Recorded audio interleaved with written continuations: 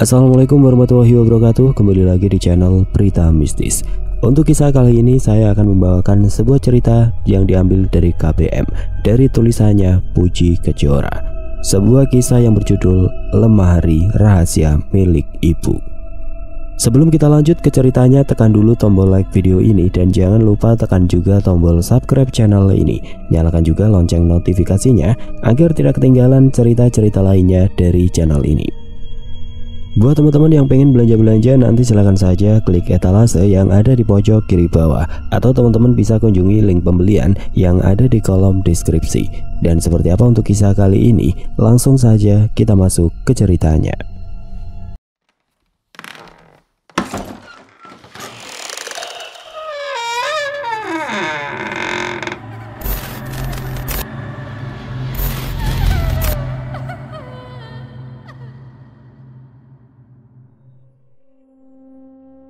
Aku sempat mengira Valdes akan berbuat sesuatu yang bisa mencelakai Sally, akan tetapi ternyata aku salah. Valdes justru membuat suara Sally kembali. Ia tidak lagi gagap. "Pergilah," ucap Valdes tanpa memandangku. Aku dan Sally sejenak saling pandang, masih tidak mengerti kenapa tiba-tiba Valdes begitu saja menyuruh kami untuk pergi. Aku dan Sally bergeming. Jangan-jangan Valdes melakukan hal yang sama seperti tadi, menyuruh aku lari, tapi dihujani panah dan tombak sampai mati. "Pergi, aku tidak akan menyakiti kalian," Valdes berucap dengan nada tinggi. Aku menarik tangan Sally untuk pergi dari tempat ini. Sampai di dekat beringin kembar, langkah kakiku berhenti. Di depan sana masih terlihat jasad Randy, Indra, dan Nico. Kakiku bergetar, ketakutan akan kematian masih menyelimutiku. Sally meraih bahu membuatku seketika menoleh ke arahnya. "Pergi sebelum aku berubah pikiran." Sally menggenggam tanganku, lalu kami berlari melewati beringin kembar menuju pohon beringin paling besar di seberang sana. Tiba-tiba muncul pusaran angin dari sisi kanan kami. Aku dan Sally berusaha terus lari sekencang-kencangnya. Pusaran angin itu hampir menelan tubuh kami kalau saja Valdes tidak menghalangi. Pusaran angin itu menelan tubuh Valdes, lalu seketika berputar menuju pemukiman Valdes. Terlihat pemukiman mulai porak-poranda. Para pengikut Valdes berterbangan terbawa angin. Aku dan Sally kembali mendekati pohon beringin yang terdapat lubang di tengahnya itu. Sejenak kami saling pandang, lalu mengeratkan genggaman. Saat aku dan Sally sudah mantap, kami melompat masuk ke dalam lubang. Tubuh kami berdua melayang dan berputar-putar terombang-ambing. Kami semakin mengeratkan genggaman tangan saat putaran semakin cepat. Mendadak aku pusing dan juga mual. Akan tetapi aku bisa menahannya dengan memejamkan mata. Tidak lama aku merasa tubuhku jatuh. Perlahan aku membuka mata. Rupanya aku dan Sally jatuh di gunungan padang pasir. Tubuh kami berguling-guling ke bawah. Genggaman tangan kami terlepas dan Sally terlihat berguling di depanku. Tiba-tiba saja tubuh Sally menghilang terperosok ke bawah. Rupanya ada sebuah lubang yang kini juga membuatku terperosok. Beruntung aku jatuh di sebelah Sally. Kalau aku jatuh di atasnya, mungkin Sally akan terluka. Perlahan kami bangkit dan memandang ke sekeliling. "Kita di mana ini?" "Mana aku tahu?" Sally menggedikan bahu. Aku dan Sally melangkah perlahan karena tempat ini begitu gelap. Hanya dari lubang di atas kami ini yang memberikan penerangan. Saat melangkah, kakiku menginjak sesuatu yang keras dan licin sehingga aku jatuh tertelungkup. Wajahku jadi penuh oleh pasir. "Kamu ngapain sih?" ujar Sally sambil membantuku bangun. "Menurut kamu?" Aku bangkit dan membersihkan wajah yang terkena pasir dengan tangan. "Gara-gara itu tuh, aku jadi jatuh." Sally menatap benda yang kutunjuk. Ia lalu membungkuk dan meraihnya. Rupanya benda berbentuk lingkaran itu adalah cermin. Aku dan Sally memandang cermin itu dengan seksama. Siapa tahu ada sesuatu di balik cermin. Akan tetapi kami tidak menemukan sesuatu. Saat kembali membalik cermin, sinar matahari yang masuk dari lubang terpantul ke dinding. Aku dan Sally kembali saling pandang, lalu mengarahkan pantulan cahaya itu ke sembarang arah. Seketika ruangan jadi terang benderang ketika pantulan cahaya di cermin mengenai cermin lain yang ternyata berjajar di kiri dan kanan dinding. Rupanya kami tengah berdiri di sebuah lorong. Sejenak kami terdiam karena kebingungan harus ke kanan atau ke kiri. Saat menoleh ke arah Sally, gadis itu sudah berjalan ke arah kanan. Kebiasaan, kenapa kamu tinggal? Kamu mikirnya kelamaan." "Ya aku kan lagi mikir, kita ke kanan atau ke kiri. Kan kita nggak tahu ada apa di sana." Sally diam. Ia fokus dengan jalan di depan kami. Kami terus berjalan sampai berada di pertigaan. Depan kami adalah dinding, lalu di samping kiri dan kanan kami adalah lagi lorong. Sekarang kita kemana? Sally lagi-lagi hanya diam lalu meletakkan jari telunjuknya di depan bibir. Oke, sepertinya aku harus mengunci rapat mulut ini. Kamu dengar suara itu? Tanya Sally tiba-tiba dengan berbisik. Suara apa? Coba kamu dengar baik-baik. Aku mencoba diam sembari menajamkan pendengaran. Ternyata dari lorong sebelah kanan terdengar suara rintihan. Aku dan Sally bergegas menghampiri suara tersebut. Tolong! Suara seorang laki-laki meminta tolong. Aku dan Sally mempercepat langkah. Rupanya lorong yang kami lewati adalah lorong buntu. Ada satu ruangan dengan pintu kayu di sudut lorong. Aku dan Sally mencoba mengintip dari lubang yang ada di pintu. Aku melihat seorang pria tengah duduk meringkuk di sudut ruangan. Bahunya terlihat bergetar. Ia menangis. Ada orang, Sel. Aku berucap sambil berusaha membuka pintu. Gagal. Aku tahu. Tiba-tiba Sally menendang pintu kayu itu sampai roboh. Pria yang sedang duduk di sudut ruangan itu terkejut lalu bergegas bangkit. Siapa kalian? Tanyanya dengan suara bergetar. Jangan takut, kami bukan orang jahat, ujar Sally mendekat. Pria itu menoleh ke kanan dan ke kiri seolah sedang mencari sesuatu. Saat melihat balok kayu, pria itu meraih dan mengacungkannya pada kami. Jangan mendekat, orang jahat. Kami cuma mau menolongmu. Aku berteriak geram. Orang mau menolong malah dikira orang jahat. Orang jahat dari mana coba? Enggak, kalian pasti orang jahat. Apa tampangku yang ganteng ini terlihat seperti orang jahat? Sally memutar bola matanya ke atas. Please deh, jangan bercanda. Pria itu tetap bersikap waspada. Saat kami hendak mendekat, tiba-tiba terdengar suara auman yang sangat keras. Aku dan Sally lagi-lagi saling pandang. Makhluk itu pasti sedang lapar. Pria tadi terlihat panik. Ia bergegas menutup pintu lalu berusaha mengganjalnya dengan sebuah kursi kayu. Ia masih panik, lalu mencari apa saja untuk mengganjal pintu. Pantas, tadi susah dibuka. Kembali suara auman itu terdengar, kali ini bahkan lebih keras. Suara apa itu? Itu. Pria itu menjawab dengan tergagap. Itu apa? Sentak Sally. Monster pemakan jiwa, Amit. Prak. Pintu yang sudah dihadang dengan berbagai benda itu mendadak terbuka. Di depan pintu sudah berdiri sesosok makhluk yang sangat mengerikan. Makhluk bertubuh singa, akan tetapi kepalanya merupakan kepala buaya. Makhluk itu menjejakkan kaki depannya yang berbentuk kaki singa itu ke lantai. Sedangkan kedua kaki belakangnya yang berbentuk kaki kuda Nil bersiap siaga. Sally mengacungkan pisau yang ia bawa di pinggang. Pria bernama Karim itu mengacungkan balok kayu. Sementara aku tidak menemukan sesuatu yang bisa aku acungkan. Akhirnya, aku hanya bisa mengambil posisi kuda-kuda siap bertarung. Amit membuka mulutnya lebar dan mengeluarkan suara auman yang keras sehingga membuat telinga kami kesakitan. Kaki Amit mulai melangkah maju dan kaki kami mundur. Jantungku berdegup semakin kencang, sudah mirip genderang mau perang. Apalagi ketika Amit tiba-tiba kembali mengaum sambil melompat ke arah kami. Makhluk itu melompat ke arah kami dengan mulut terbuka siap memangsa. Akan tetapi aku dan Sally berhasil menghindar. Mulut Amit menggigit balok kayu milik Karim.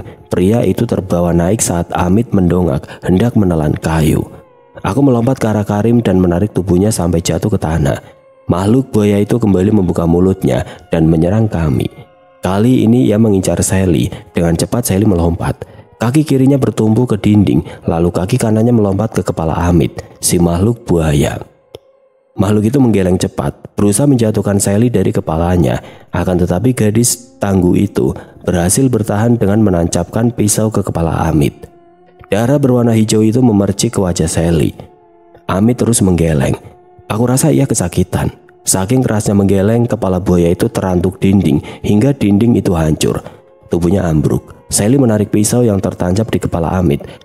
Lalu kami menggunakan momen itu untuk berlari keluar dengan menginjak tubuh Amit. Kami semua berlari. Sejenak aku menoleh ke belakang. Terlihat Amit mulai bangkit. Cepat lari!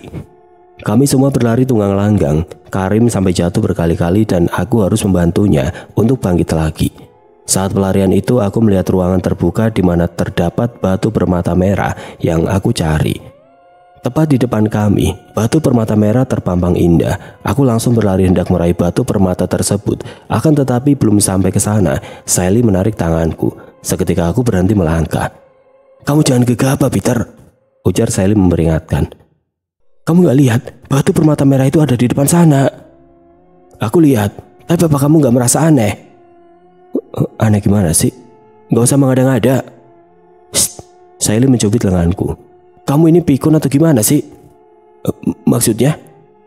Kamu gak ingat barusan nyawa kamu terancam saat mengambil permata merah pertama dari Valdez?"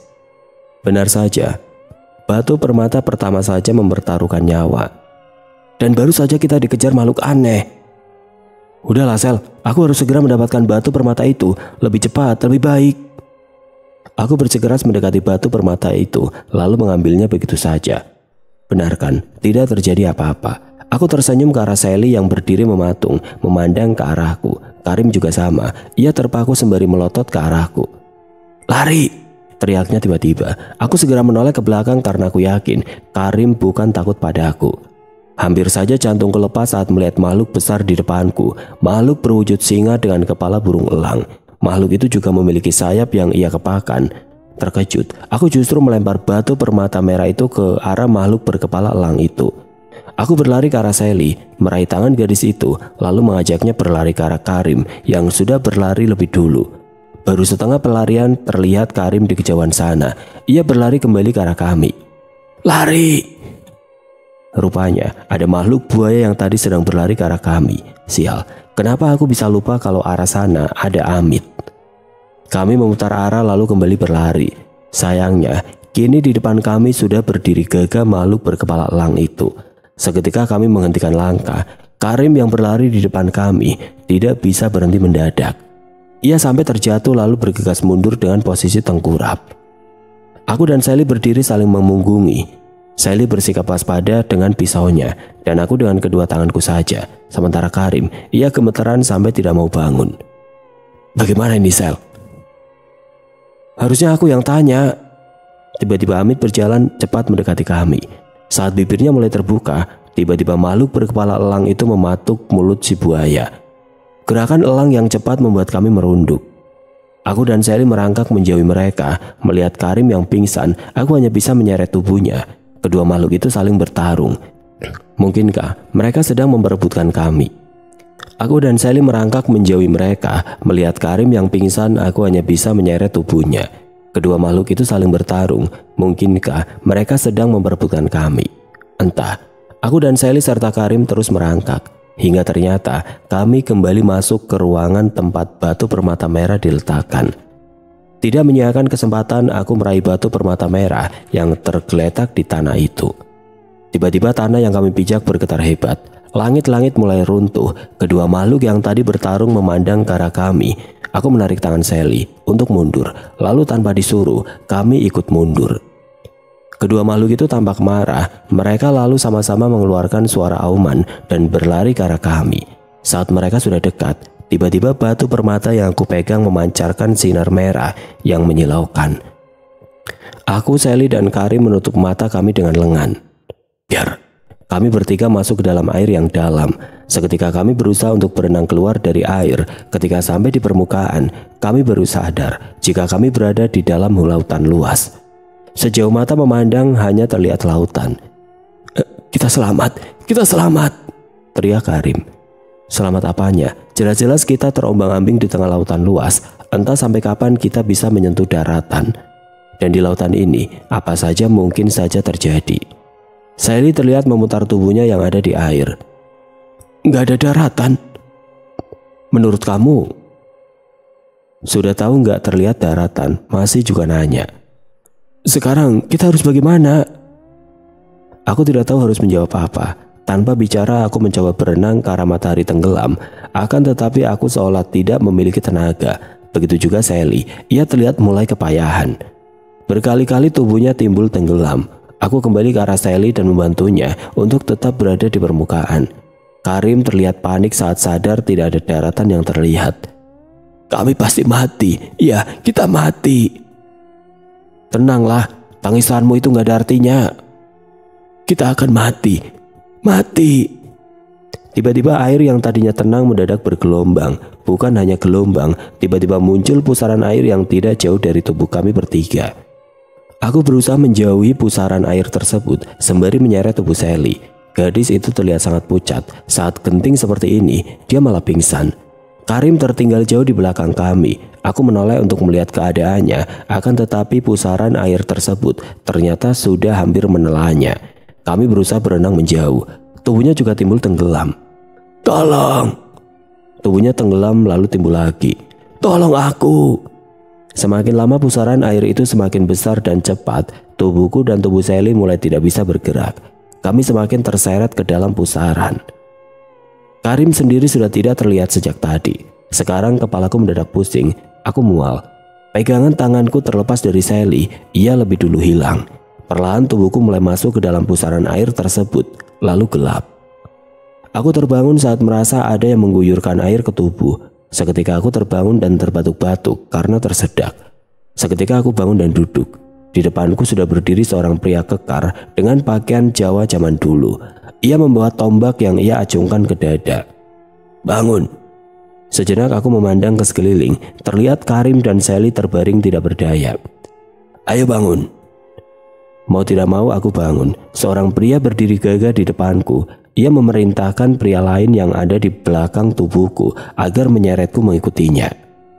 Aku terus berjalan mengikuti pria yang berpakaian seperti prajurit perang itu hingga aku tiba di depan sebuah singgasana yang megah.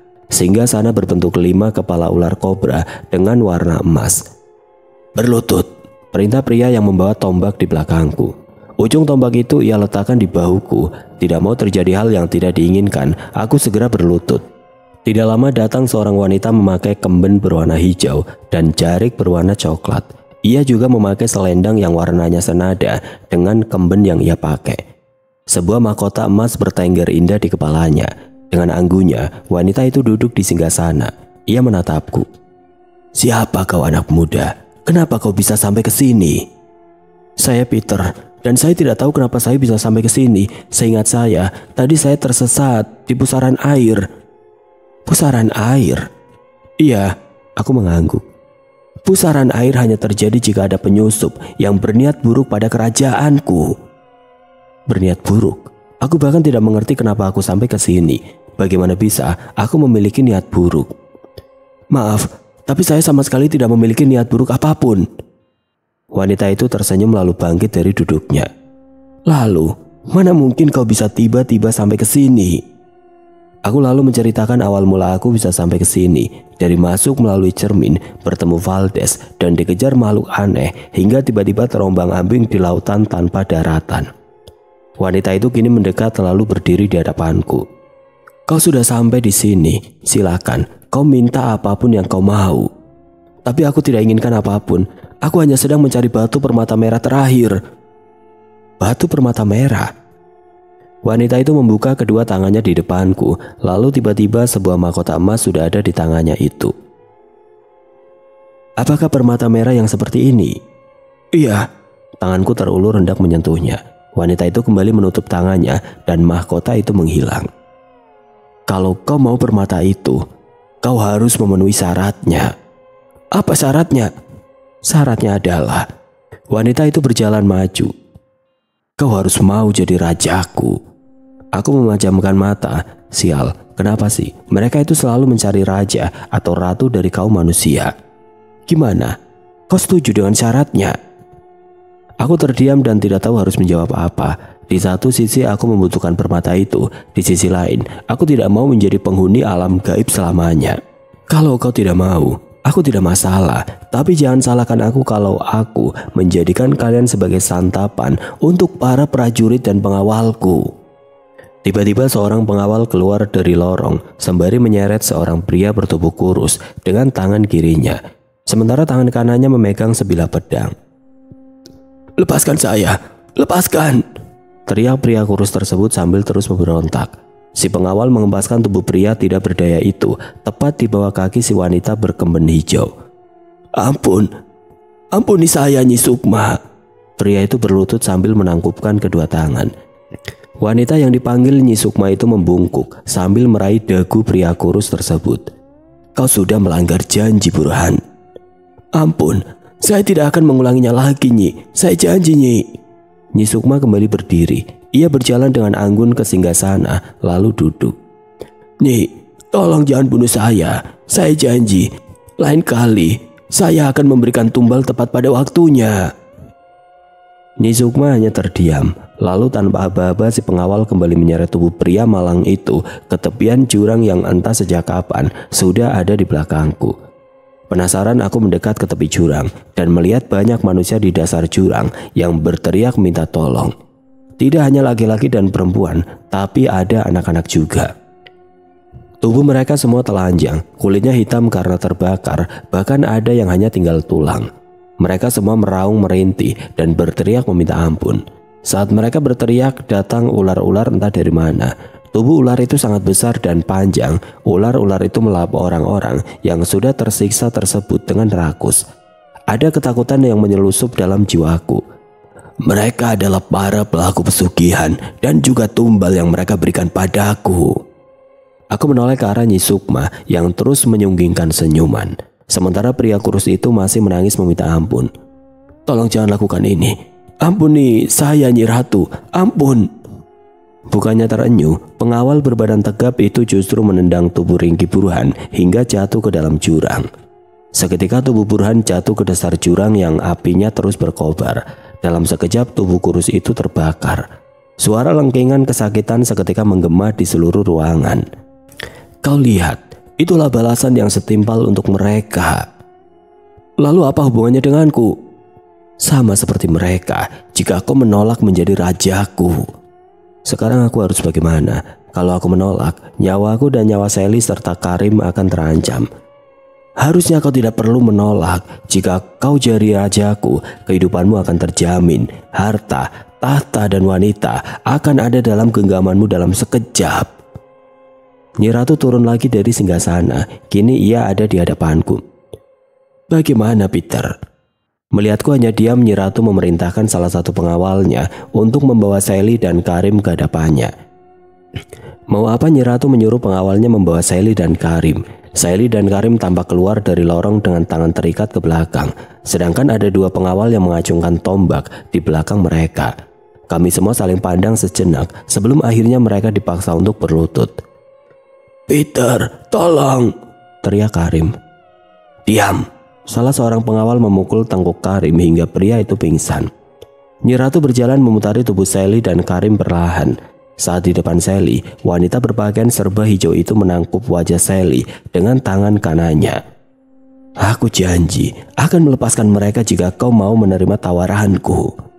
Nyi Ratu melepas tangannya lalu berjalan perlahan ke atas singgasana. Semua ada di tanganmu, Peter. Kau menerima tawaranku atau menolaknya, semua pilihan ada konsekuensinya masing-masing. Jangan terima tawaran apapun, Peter. Sally mencoba memperingatkan aku. Terserah, jika kau menolak aku akan menjadikan kalian semua sebagai santapan para pengawal dan prajurit-prajuritku. Aku diam sejenak. Baiklah, aku akan terima tawaranmu untuk menjadi raja di istanamu ini. Sally memandang ke arahku dengan tatapan yang tidak bisa kuartikan. Entahlah, untuk saat ini aku terima saja tawaran Nyi Ratu sambil mencari akal agar bisa lepas dan pergi dari sini dengan membawa batu permata merah itu. Akhirnya, kalau begitu bersiaplah, aku akan mengurus semuanya.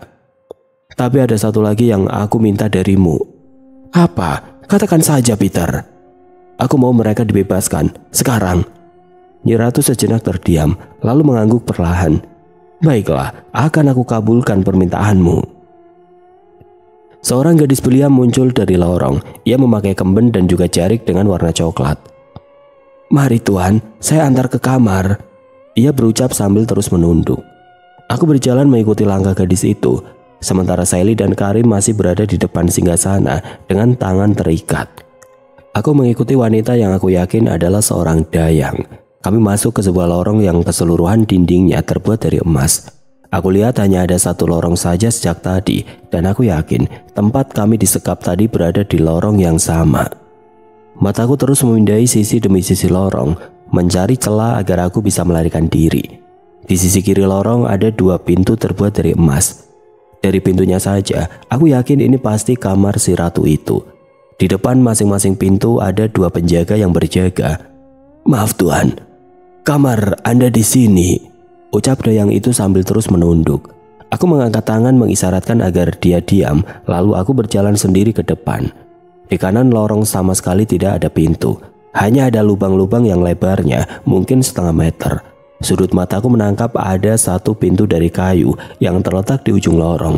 Sepertinya itu pintu tempat kami disekap. Aku teringat dengan tas ransel yang seharusnya aku bawa, akan tetapi aku lupa tas itu ada di mana. Terakhir aku masih memakainya saat lari dari kejaran Amit, si makhluk berkepala buaya. Akan tetapi saat terbangun tadi, aku sama sekali tidak membawa ransel itu. "Tuan, kamar Anda." "Ya, saya tahu." Aku memotong bicaranya lalu berjalan masuk ke dalam kamar. Aku begitu sangat terpesona saat mulai masuk ke kamar. Siapa sangka di dalam sebuah lorong sempit seperti ini ada kamar yang begitu mewah dan megah. Sudah seperti kamar di hotel bintang 5. Padahal masuk ke sana saja aku belum pernah. Dayang itu meninggalkan aku saat aku sudah ada di dalam kamar. Terlihat ada sebuah tumpukan baju berwarna hijau keemasan tergeletak di atas ranjang. Aku meraihnya. Rupanya ini baju yang sering dipakai oleh raja-raja dalam serial televisi. Oke, aku akan memakainya nanti. Sekarang aku mau berbaring. Berkali-kali dikejar dan berlari membuat seluruh tubuhku terasa pegel. Akan tetapi saat mulai berbaring, tiba-tiba ada yang mengetuk pintu. "Masuk." 2 orang dayang masuk dan berlutut di depanku. Salah satunya membawa nampan berisi kain.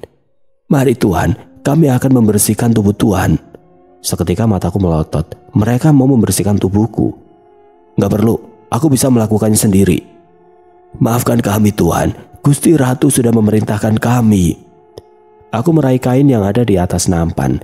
Pasti kain ini yang akan digunakan sebagai handuk nantinya. "Aku calon raja di sini. Aku memerintahkan kalian untuk tidak menuruti ratu kalian." Mereka sejenak saling pandang seraya mengernyitkan dahi.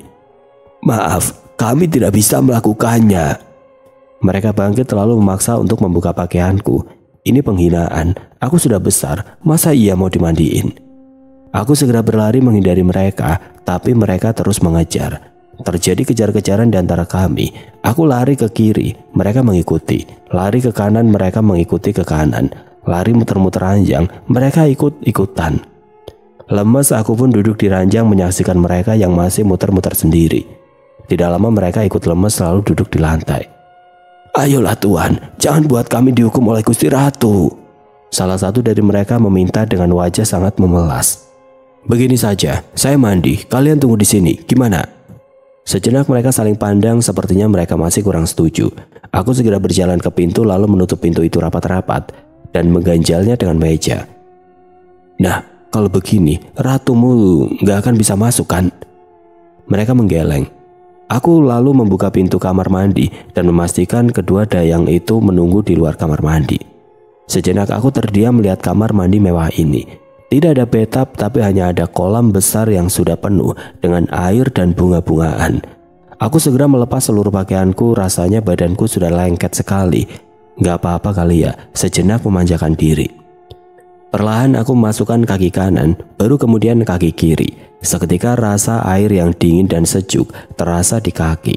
Di dalam kolam ini rupanya ada tangga yang dibuat menurun, sehingga aku perlahan-lahan turun dan air dalam kolam itu perlahan-lahan pula naik sampai ke dada. Seger sekali.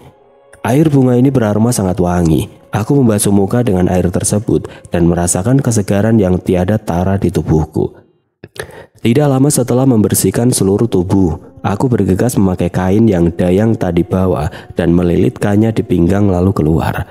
Kedua dayang tersebut menunduk saat melihat aku keluar. "Sudah selesai Tuan." "Sudah dong." Saat hendak memakai pakaian, mereka tiba-tiba mencegahku dan memaksa agar mereka yang memakaikan pakaianku. "Aku bisa pakai sendiri," ujarku sambil menahan kain yang melilit di pinggangku karena ditarik oleh salah satu dayang. "Biarkan kami yang melakukannya Tuan." Mereka terus memaksa dengan menarik kain tersebut. Terjadi tarik-menarik di antara kami bertiga hingga sebuah ketukan di pintu membuat kami bertiga saling pandang. Awalnya hanya ketukan, lalu menjadi gedoran, hingga akhirnya pintu yang sudah diganjal meja itu terbuka dengan paksa. Dua penjaga terlihat bersiaga, sepertinya mereka yang sudah mendobrak pintu. Di belakang mereka berdiri Ratu Sukma. "Ada apa ini?"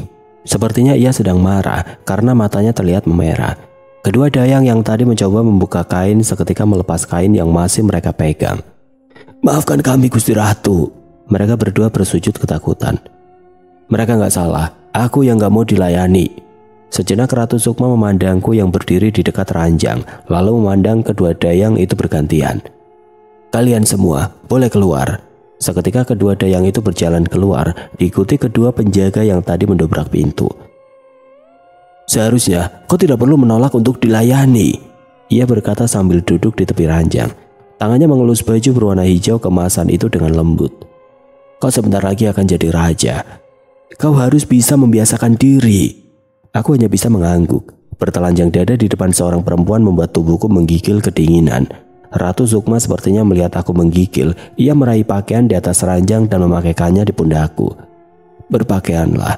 Biasakan dirimu dengan semua kemewahan yang akan kau rasakan di sini." Wanita itu lalu beranjak keluar dari kamar dan meninggalkanku sendiri. Akhirnya dia keluar juga. Aku bergegas menutup pintu kamar dan memakai pakaian. Jangan sampai ada dayang lagi yang datang untuk memakaikan pakaian. Aku bukan anak kecil, Paman. Selesai berpakaian, aku mematut diri di depan cermin. Ternyata pakaian ala raja ini pas sekali dengan tubuhku. Warna hijau kemasan juga terlihat cocok dengan kulitku. Aku tidak lebih tampan. Astaga, kenapa aku malah asik bercermin? Seharusnya aku memikirkan bagaimana cara lepas dari ratu aneh itu dan membawa pergi batu permata merah bersamaku. "Bangun Peter, bangun." Aku menyembulkan kepala dari balik pintu untuk mengamati suasana di luar kamar. Aku terkejut saat ternyata masih ada penjaga di depan.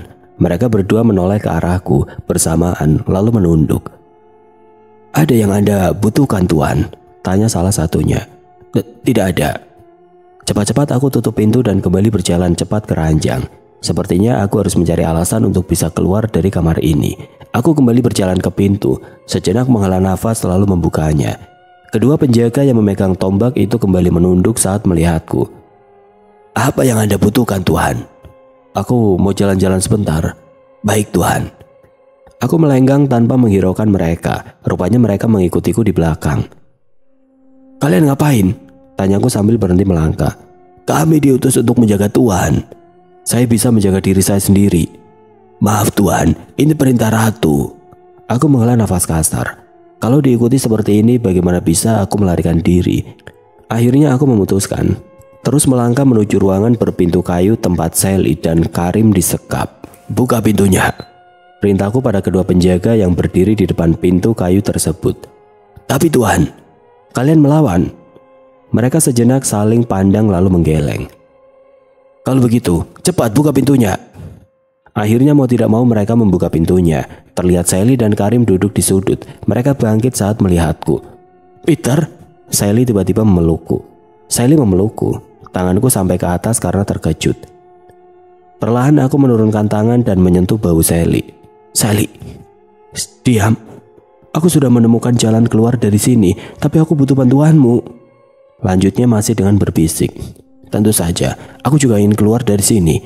Aku pun menjawab dengan berbisik juga. Sally melepas pelukannya lalu menatapku. "Bukankah kau setuju jadi raja?" Melihat ekspresinya, aku kembali memeluk Sally. Gadis itu sedikit memberontak. "Diam." Giliran aku yang berbisik. "Aku hanya berpura-pura mau." "Syukurlah." "Kenapa? Kamu cemburu?" Tiba-tiba Sally mendorongku sampai jatuh terjerembab. "Apaan sih?" Keempat penjaga yang menunggu di luar tiba-tiba masuk dan mengacungkan tombak mereka ke arah Sally. Aku bangkit. Kalian ngapain? Jangan sakiti mereka." "Tapi mereka berani mendorong Tuan sampai terjatuh." "Aku gak apa-apa, lihat," ujarku sambil merentangkan tangan. Mereka menurunkan tombak lalu berdiri sejajar dan kembali menunduk. "Ayo, kita keluar." Kedua penjaga lalu berjalan lebih dulu di depanku. Dua penjaga lainnya di belakangku. Aku menatap diriku sendiri di depan cermin. Terdapat noda di baju. Mungkin karena aku jatuh tadi.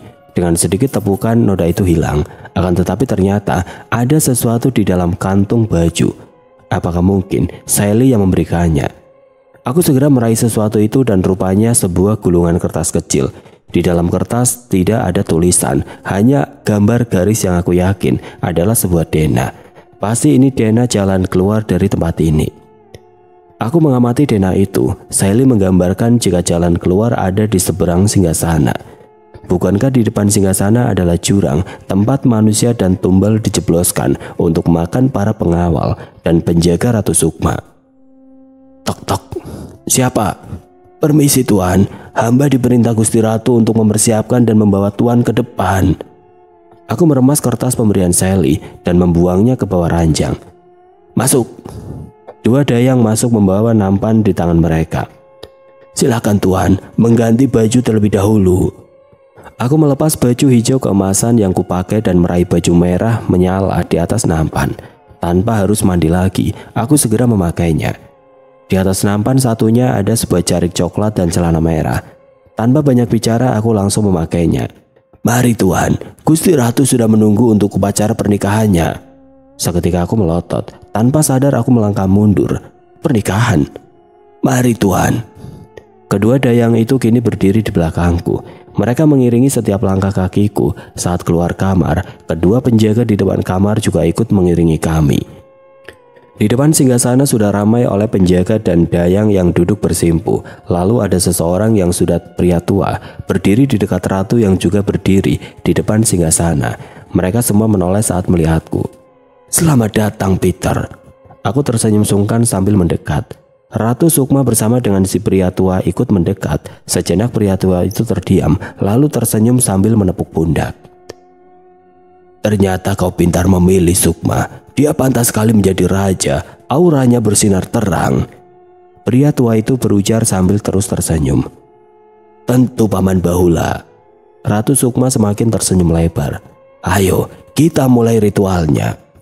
Pria tua itu menarik tubuhku agar berdiri tepat di depan singgasana. Si Ratu Sukma berdiri di sebelah kanan dan aku di kiri. Beberapa dayang masuk membawa kemenyan. Aromanya seketika menusuk di hidung. Pria tua itu mengucapkan sesuatu yang aku tidak mengerti artinya. Ucapannya seperti bahasa Jawa kuno. Tunggu. Ratu Sukma seketika menoleh ke arahku. Begitu juga pamannya. Ada apa lagi? Tanya Paman Bahula. Sesuai perjanjian, aku mau teman-temanku dibebaskan. Temanmu pasti bebas. Tenang saja Peter, ujar Ratu Sukma. Aku mau mereka dibebaskan sekarang. Ratu Sukma terlihat menghela nafas panjang. Lalu ia menyuruh penjaga membawa Sally dan Karim bergabung bersama kami. Tidak lama Sally dan Karim terlihat. Tangan mereka masih diikat ke belakang. Karim terlihat membawa ranselku. Syukurlah, kukira ransel itu hilang. Lalu mereka dipaksa untuk berlutut. Lepaskan mereka, perintah Ratu Sukma. Penjaga yang ada di belakang mereka melepas ikatan. Sally dan Karim seketika memegang pergelangan tangan mereka sambil menangis. Mereka bebas hanya saat kita sudah resmi menjadi suami istri, ujar si Ratu tegas. Satu lagi, apa lagi? Aku mau lihat mahkota yang akan kupakai dan batu permata merah yang kau janjikan. Ratu Sukma kembali menghela nafas. Lalu dengan kekuatannya ia mengeluarkan mahkota dari kedua tangannya. Mataku terbelalak melihat mahkota berias batu permata merah itu. Sang ratu lalu meletakkannya di atas nampan yang dibawa oleh salah satu dayang. Ayo, cepat bersiap. Waktu baiknya akan segera habis. Paman Bahula memperingatkan. Ratu Sukma menarik tanganku untuk berdiri lagi di depan singgasana. Paman Bahula kembali merapalkan sesuatu. Bibirnya terus kemat-kamit, sementara Ratu Sukma terus tersenyum. Sally dan Karim mulai memberikan kode. Aku masih mengamati sekitar. Dari surat Sally digambarkan pintu keluar ada di depan singgasana, tepatnya di seberang jurang berkobar. Lalu bagaimana caranya kami bisa sampai ke sana tanpa masuk ke dalam jurang? Apa kau bersedia menerima Peter sebagai suami? Tanya Paman Bahula pada Ratu Sukma. Perempuan itu mengangguk dengan senyum mengembang. Sekilas ia melirikku. Tiba-tiba saja aku melihat wajahnya berkilat kehijauan, seperti sisik ular yang terkena sinar matahari. Menyeramkan.